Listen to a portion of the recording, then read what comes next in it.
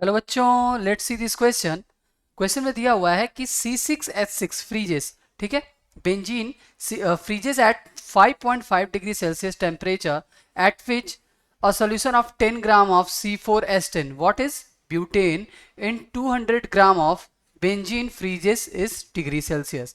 The molar freezing constant depression constant of benzene is 5.12 degree Celsius पर molal.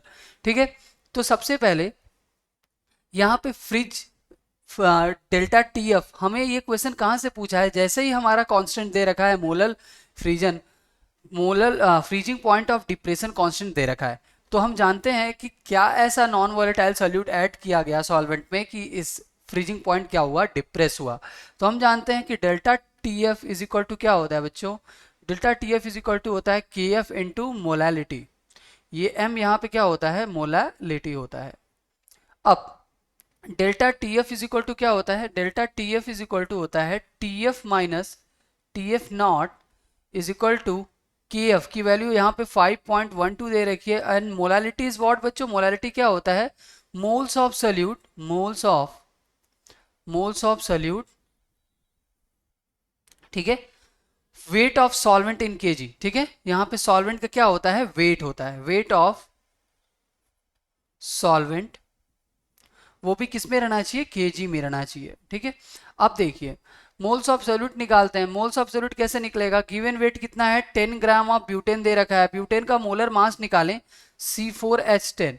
ठीक है, इसका मोलर मास निकालें तो कितना आ जाएगा बच्चों? इसका आ जाएगा 58। ये तो मोल्स आ गए।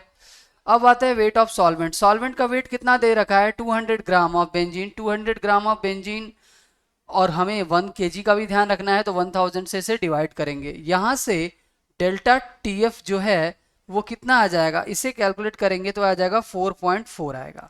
हम जानते हैं कि यहाँ पे C6H6 freezes at 5.5 degree Celsius. तो ऑलरेडी ये दे रखा है कि TF की वैल्यू आपसे पूछी है, TF नॉट की वैल्यू दे रखी है 5.5 इज इक्वल टू 4.4।